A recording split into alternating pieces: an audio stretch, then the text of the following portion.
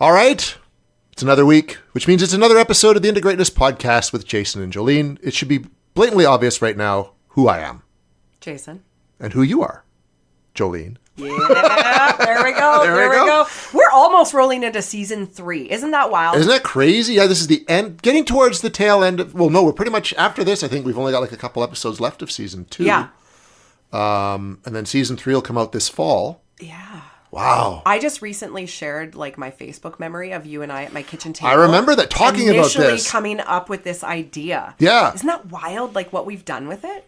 And we didn't really know each other super well then, right? Like at all. We talked a couple, three times. Yeah. Twice virtually, I think. Yeah. Something like that. That might have been the first time I saw you in person. No, because we investigated your haunted house. Oh, right. Yeah. Ollie and I. Yeah, my house. My humble abode. Your humble haunted abode. Oh my God. I still got ice, guys. But yeah, that was like one of the few times that we had met. We didn't really know each other that well. And then you look now, like 2 years later. But we've gotten to know each other through these episodes. Oh, huge. So for anybody who like listens to us, I show up at Jason's. We talk for maybe 6-7 minutes. Yep. We press record. And then when we're done, we press stop. I collect my belongings and I say, see you next week. We really don't visit. Like we don't talk so much out of that. So most of what we've built here is like through what literally jumps out of our mouths in these sessions. It's really cool. It is. I mean, the Christmas episodes are more of a hangout, but totally. We cover a lot of ground. Yeah, but I think a lot of people appreciate like how well we can get along and how well our ideas and our conversation flows here. And like, again, I chalk that up to our charts and it just works. Like it's not something that was built for 10 years or whatever. And now we come together and like, oh, of course we can have good conversation here. Yeah. It literally came out of nowhere. And it's so validating because I remember wanting to start a podcast and then I went through the entire planning stage and it just pressed pause. And again, I was not meant to do it on my own, right? Like the universe just aligns in the coolest ways. Well, and you can't do a show like this on there's some podcasts where it's just the one dude talking, right? God, you could not do a show like this that way at all. This is the funnest and it makes it the most enjoyable and so rich and it hits all the listeners we want to hit. Like, I want to get to the guys who are sitting in the shops right now or, in their offices or they're working out and they're, playing it in their ear. I want the guys, up at the mine to be sharing this with the other truck drivers, being like, hey, listen, like these are cool podcasts. You should check them out. Right. Yeah. And then I want the ladies who are like sharing with their friends or their parents or whatever. Right. We're trying to cover everybody off here. Yeah, right? We really are. I fucking hope we are, guys. Part of that is through the profanity. Yeah, so the average person. And just who we are, because we're funny too. I make myself laugh out loud in this when I re-listen. I laugh at you. I laugh at me. Same. And I'll message Jason after I've listened to an episode. I'm like, that was hilarious. Or like, oh my God, that was so funny. Because I forget that we've had those moments. Oh, same. Like, I was listening to the one episode about Control, and you were talking about when you fell on the trail. Oh, right. The running. Yeah. And I was so genuinely like laughing in the recording of it, but I was laughing just as hard listening to it again. Like it was so funny. Like I got a case of the giggles laughing to it. And then I thought to myself, do you guys get a case of the giggles laughing? Like I hope you do, because I certainly do. And it feels good. Sometimes we just need a good laugh, right? Well, yeah, let us know if you do or don't. Yeah. Actually, just let us know if you do. We don't care if you don't. Go back to the apathy episode. We don't give a fuck. We don't give a fuck. Or the honey badgers of mental health. Okay. This week, we are talking about, and we've talked a lot about the issues that you would go see, say, a therapist about. I mean, this is what Jolene does. The rapist for 200 drunk. Right. That's therapist, and that, Connery. I'll take anal bum covers for 1,000, Trebek. That's album covers, Connor. I just love those. Oh, my God. He is. Oh, we digress. Okay. Anyways, yeah. My favorite skit, for sure. Oh, God. Oh, yeah. All of them. That very last one, too, when the real Alex Trebek came out. Because it's when, what's his name, was leaving. And so the guy that plays Connery came up and was like, feel like him in a box of Raisin Bran standing between 2 scoops of fruit. Oh, fuck. Oh, my God. Okay.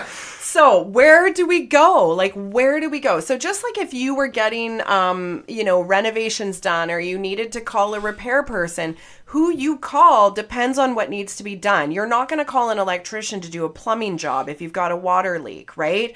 You're not going to call a carpenter maybe not, to do your roof or your landscaping. You know, we have like a jack of all trades, and like I love handymen. They're amazing for that stuff because they just have broad knowledge of a lot of things.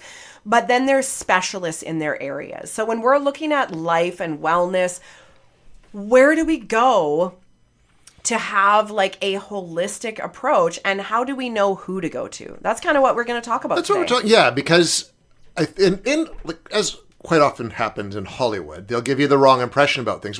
Usually because they're just trying to make it easy for people to understand, not have to explain a bunch. Yeah. So someone needs help mentally in a movie or a TV show, they go see a psychiatrist.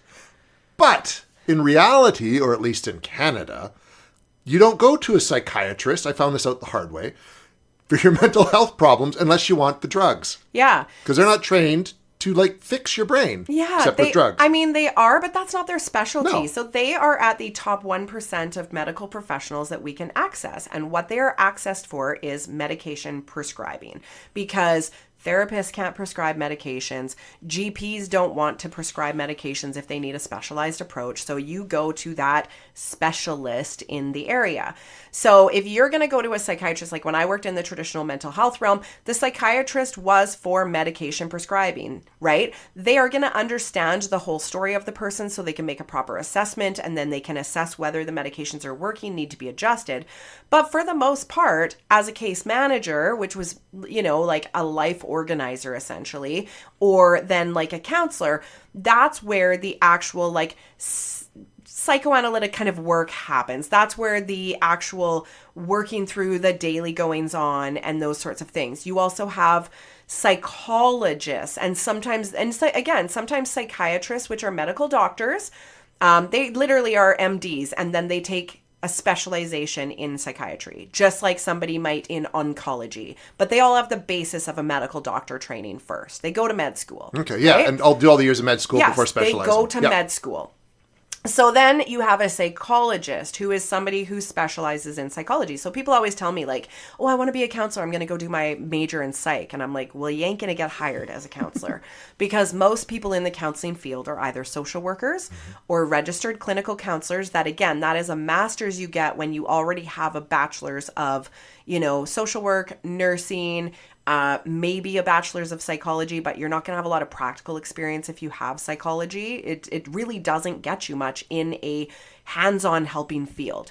Psychologists are often there for psychometric testing. So if you need cognitive testing done, they are the ones running a lot of those tests and doing what we call like psychosocial assessments. So they will do massive assessments on the entire life of somebody.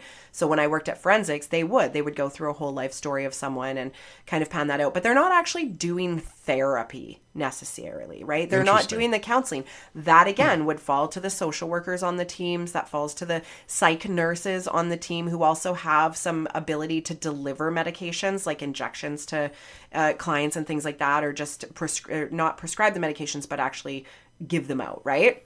So looking at all these different places. So Jay, like you said, you went to a psychiatrist and then realized, well, that I'm not here for medication. That's not the route that I went. And I thought I'd made that abundantly clear when I checked. you know what I mean? So it was really interesting because they recommended, this is way back. So the first time I had gone to see a couple counselors, like just one-offs. Yeah. I was like, no, I really need to do something about this. So I went, you know the building where One South is? Yeah. I went there. Yeah, you were in the alumni tower. On the second floor. Yeah, so that was counseling. That's typically back in probably when you're talking about. That's where our counselors late 90s, early 2000s. Yeah. So I went into there, and it kind of explained, I think, what I wanted. And I think I was on a waiting list to go see this guy named Renz Crema. Yeah, he was one of our old counselors. He was he died of a heart attack. Yeah, which was very sad. Man. He was a really great guy. And you know what was weird? This is what's fucked up. My father died of a heart attack on September 24th, 1991. Mm-hmm. Renz died of a heart attack on September 24th, I think 2001 or 2 or something like that. That's Kevin's birthday. Isn't that weird? That's crazy. Yeah. Anyways, but it was just fucked up because like this good man who'd really helped me a lot on this path died of the same thing. I felt like someone was after me. No, that was your because he could have mimicked a bit of a male role model for you, and there could have been a positive transference issue that happened in that relationship where he became almost a pseudo dad for you in a bit, in terms of some of that healing. Like I can be that for people in like a positive female, like especially guys who have had negative relationships. Yep. I might be the first female they have a positive experience communicating with, sharing feelings, any of those things, right? So that's like a positive experience of transference. Interesting. Yeah. So then, boom, you went through the abandonment wound again. Yes. And it activated that. Wow. It was messed up. And then it was it was 2001. So about 17 years later, that's when I went and started talking to Alicia. Yeah. But anyway, so while waiting to get in to see Renz, it was funny now that we did the Sean Connery thing, this guy who looked like Sean Connery who ran these group sessions. Yeah. And I'm like going, cool, I'm going to do group therapy. This is going to be really cool. And all he did was prescribe medicine to people, like these drugs. And I'm just like, that's not... And even then I knew that I didn't want to just Band-Aid it. Yeah. I wanted to get to the root of what was going on. And you're an intellectual. You wanted to get... I want to get to work, man. I want to know. Don't just give me this pill. Yeah. Because I've only done a pill thing once and I hated it. It was awful. Yeah. So it was interesting. But that guy looked like Sean Connery. Oh, that's funny. I was like, this will be cool. And it's like, this isn't what I want. Yeah. Too bad. So looking at those things, and often like when we are going for help, we don't know. And I use the car analogy all the time on this stuff because my dad was the one that did all our mechanic stuff. And I remember how stressed my mom would get after he died anytime something happened with the vehicles, because you'd go into a shop and sometimes you couldn't always trust that they weren't taking you, right? And all of a sudden these big bills would come out and, you need to change this, you need this replaced. I can't even go under the hood and see if you replace the damn thing, right? Exactly. So, looking at that, so you're walking in very vulnerable, expecting all these specialists to direct you where you need to go. And we kind of just like follow suit like a cattle drive, right? Like go through the little fence till you get branded, right? Yeah. So, again, all the analogies, I'm sorry, guys. Hope it makes sense. But really looking at that and going like, okay, what if I could take a bit more control and pick and choose where I go now, right? So, again, I tell people, whenever people are looking for counselors and stuff, I'm like, you want to find a good fit, but you also want to know what approach that person uses, right? Like I am not a fan of any kind of like verbal talk therapy when I know how well things like EMDR work, somatic based therapies, any kind of things like internal family systems, and any of these approaches that are really looking at the entire experience of a human being. I see just how much more rapidly things and more self-sustained changes can be. So those are the things I tell people to look for, right? Look for the approach, right? Just like when people are like, who's a good tattoo artist? I'm like, it depends on what you want. Right. Right? I want flowers and stuff. Well, don't go to this person. They have a heavy hand. Skulls and shit, right? They have a heavy hand. They do more shadow work. Like you want someone with a more delicate approach. Like just because they're a good tattoo artist in their area doesn't mean that's what you're looking for. So I really encourage people to be picky about some of those things and educate themselves or ask someone in the field. I love when people ask me for referral information. I am happy to direct them and give them all that info because I would hope the same. If I went to a handyman and said, I need this fixed, where should I go? Yeah. Right? So other things that we look at is, how, like nutritionally, I know a lot of people that start to go to naturopaths and they start addressing their physical health in certain ways. Acupuncture, I cross-refer to acupuncture all the time. I have seen the benefits myself. I see the interweave of Eastern philosophy with Western medicine, and I just think that they are beautifully, like if we can weave those together. Oh, yes. Oh, man, our bodies, our soul, our spirit, they need these things, right? Because the Western approach is like a small piece of the pie. It is so limited in what it can actually address for us. Whereas those philosophies are looking at the root cause of the issue, not just the symptom management. Yes, you may need a medication for the symptom, right? I have a headache. I'm going to take a Tylenol because I don't want to feel this. But what was the root of my headache? Is it muscle tension? Because then I'm going to massage or acupuncture. Is it dehydration? Is it dehydration? Right? Is it stress? Is it hormonal? I recognize all these different things because headaches are actually a big thing in my life. So those are all different pieces, right?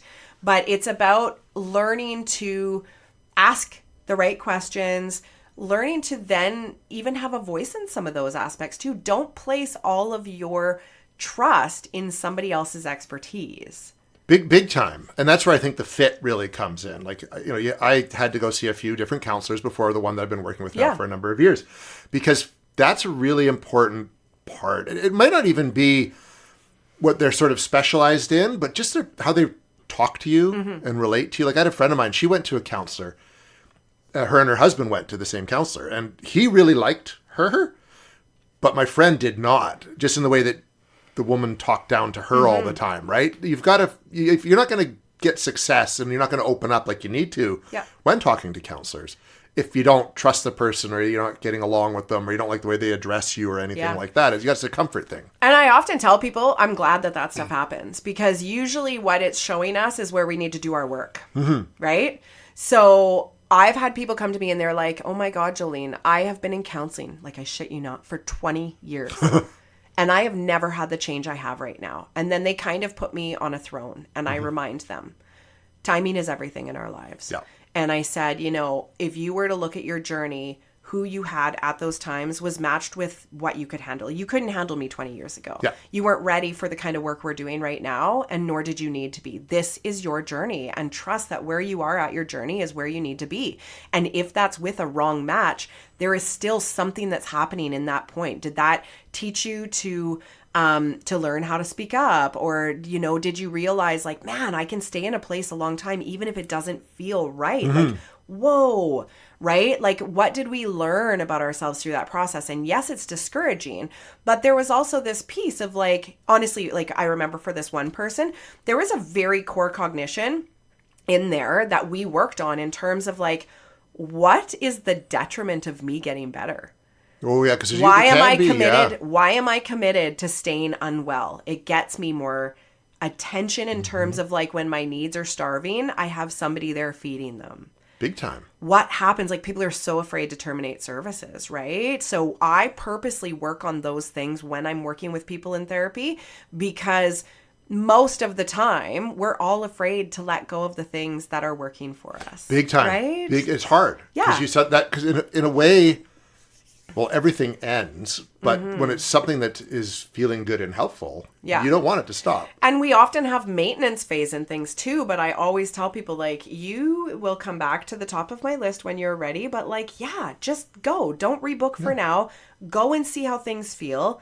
Come back when you need to. And they do, right? It's like a little dentist appointment every 6 months. Yeah. And they'll come back for a little touch up. We jump back in and then they're off, right? And I just think when we get really good at resourcing ourselves and listening to what we need and taking care of what we need less of that, right?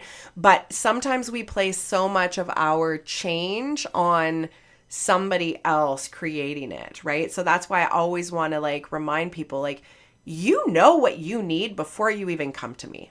I don't need to tell you what you need. You know what you need.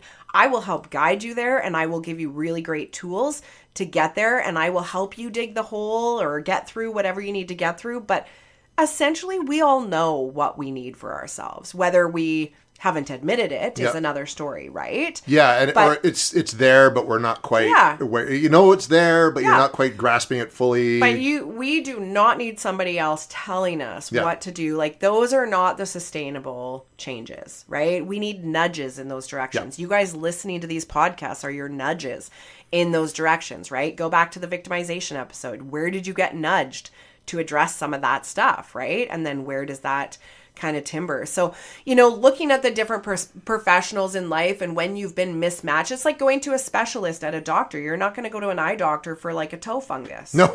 Right? Or a cancer specialist for a sore tooth. But not a lot of people will explain some of these things. And I actually wonder, as I'm saying this right now, whether this is to do with the stigma of mental health. Like, do people think like because you need mental health support that you don't need to understand what that system looks like? Like, it's a very mysterious system. I also feel like maybe the cancer system is like that too, right? And they just pass you to the next, to the next, to the next. And they don't. I've heard a lot of stories where people aren't really explained things. I think, definitely. I think mental health, partly because of the stigma that it was on it for so long. I think it's one of those, you're going to see, you want to be very quiet about this. Like, okay, just go talk to that person over there. Right? Or addiction, like, again, mental health and addictions kind of roll hand in hand here nowadays. Interesting. Yeah. Yeah. Well, and that was another thing that happened in our systems back when I was working with the government is they were two different systems and then they merged them because they were co-occurring so often and you couldn't send one person to detox, whether with psychosis. Oh no, they need to go to One South because they have psychosis. So then they just merged the systems and there was a lot of like there was a lot of opposition between that too, because some of those counselors got brought over and they didn't like the counsel. You know, like it was a very, very interesting merge. I came in right when the systems were doing that. So I didn't have any of the back history. I only knew what it was like integrated, but I knew who the bitter people were when they got brought over. Oh, I'm sure, right? Because there's people who do not like that change or integration or any of that. Yeah, totally. And a lot of the addictions field had a lot of self-taught, right? So people who had been in addiction themselves and, you know, almost like the AA type community, right? And maybe they were less academic than folks that were in the mental health stream helping. So it was very interesting to watch even the discrimination occur in some of those realms too, right? Which is too bad, because I think there's a lot. I saw this even in when I did employment counseling, because there's people going into who had done a job for 25 years, but had never had the education because you didn't need it then. And now they're being told to do this education. And they're like 60-year-old men with 5 more years left. Yeah. Well, right? And it's just, so I can understand where there is a... For sure. Right? And there needs to be kind of an acceptance that practical experience means a lot. Yeah, and this happened a lot in like the trades field, right? Like my parents didn't graduate. My dad like just went straight into the working field, right? And he didn't have tickets in anything, but he was a welder, he was a vehicle painter, he was a carpenter, he was an electrician, he was a plumber. He did everything. Yeah, because he could. He learned how to do it all. Yeah, but he never had a piece of Red Seal. Like he never did an ounce of schooling in that. He was all self-taught, and he like was so talented. But that in a unionized job doesn't help, doesn't right? mean jack, unfortunately. Yeah. So kind of looking at some of those pieces, what was I just going to say about, I completely drew a blank there. It happens. Yeah. I know. Not very often here, Not very often here, though. No. One thing, too, because we're kind of talking about if you're looking for help kind of thing. My wife has a friend, who I'm not going to name, who has a plethora of things that need to be worked on. Mm-hmm. She has been to, I think, almost every therapist in town. Send her my way. And they all suck, according to her. Even the one who I go to is like, no, she's not no good. Didn't help me at all. Ones. And it's like, so I think. Why are you committed to staying unwell? Exactly. Why are you committed? What is the benefit of staying where you are? Fear of failure, fear of success. And if then you are committed to staying where you are, why do you keep then looking for help? Unless you just want the attention of that person. Then you can come back and just sort of say, oh, here's another one that couldn't fix me, right? It's crazy. So if you are really serious about getting help, you will find the right person and they will help you. Yeah. No, I totally agree with that. And, looking at the different ways that you can participate in your care, I used to tell young adults when I worked with them, I was like, I will work hard with you, but I will never work harder than you. Yeah. Like at that point, we're like, no, I will match your effort. And again, recognizing when some people need a bit more of that. Or a push, a little nudge in the right direction, right? For sure, right? But yeah, with someone like that, I would absolutely, and I know because these ones will come to me and they're like, oh, everybody I've seen, and they come in very bravado and very guarded, and I'm like, oh, fuck, I got one of these again. Okay, here we go, right? Because it's so triggering. I remember my younger self, like, oh yeah, you have to work through a lot because they're going to challenge everything, and like the underhanded insults. I had a couple of clients over the last 5 years where that was like their classic, and it was just like, oh, you'd cringe and be like, okay, just breathe. This is just highlighting their lack of trust in the world around them, or this or that, right? And this is what they do to provoke the people around them to then push them away to feed this nobody cares about me, or all of that kind of stuff, right? So it's very interesting to dance through some of those, but I only have a select few on my caseload because it is exhausting. I could see it would be fucking burnout, right? And I'm at the point now in my private practice where I get to choose my clients. I don't need clients like that. I am not, nobody's handpicking them and putting them on my caseload, right? So I can happily move them on if I don't have capacity for them or just don't want to work with them.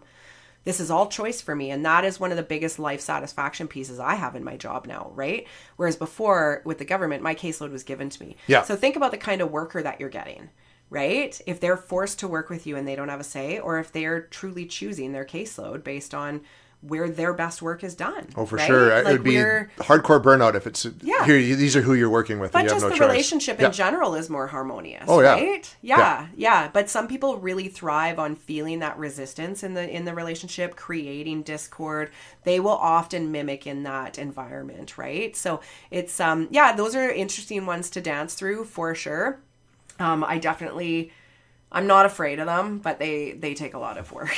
It would. I had in employment counseling clients that were like, this was the 84th time they've come through looking for work. Oh, for sure. And I'm a straight shooter. I'm not afraid to point those things out, and I do it very non-judgmentally, but I let them know, Yeah. And then I usually within a week they're coming back and remarkably shifted in their perspective. And I think we all need some of those harder nudges. And I think sometimes we're really afraid to say the hard things, right? Well, yeah, especially, I don't know if it's because we're in Canada, but we're polite and we don't like to make people uncomfortable. You know what I mean? And we have our own wounds, right? Yeah. I don't want to put this boundary up or point out to my friends that they are fucking whiny pants because I don't want them to not be my friend. Okay, that's always a big one for a lot of people, right? For sure, right? Yeah, and even like I said, for some of my clients, like I look at them and I'm like, I'm not sure what your expectation of life is here, but this is life. Mm-hmm.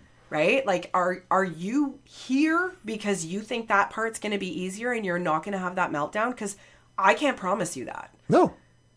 Like, you're supposed to have those. And you're supposed to learn how to deal with them. Yeah. Like, you know what I mean? It's on you. And then come back and be like, yeah, that happened, but that's not my highlight of the last 8 days that I'm going to tell you. Yeah. Right? And how to rewrite stories and pick different things out of them and experience it differently, right? And change your kind of focus, how you see things, yeah. right? And I think a good counselor will help you do that. Because a lot of it is in the end, how we perceive things. That's what I was going to talk about when I drew my blank is the idea of like life coaches. So they have much less education. Life coaching. But they have a very valuable time and place. And I'm also thinking about like TikTok and Instagram culture around people who are self-proclaimed healers, helpers. We get a lot of this in that spiritual realm. And there are people who have really amazing information, right? Like I think of Mark Groves, he comes to mind. And, he talks a lot about boundaries and relationships and this and that. I'm not sure what Mark's education is. Part of me, I think he's like a life coach. He has really great content. I would 100% back it up. People like that, I think their work speaks for them and they do incredible work. David Goggins is another one. Totally, right? Yes. But there are also people out there who are not necessarily in that place of giving accurate kind of feedback, and we have to pick and choose, I guess, where we're going to receive the services and support, right? So we might be able to go to somebody's dad to get the tires changed, and he might be, I don't know, like he might be a banker and he knows how to do that. Great, right? But are you going to go for an actual like transmission service? No. Probably not. So some people can do oil changes in their driveway, right? Yep. Other people can't. So just remembering where you're going for what, right? Because a lot of people will think, oh,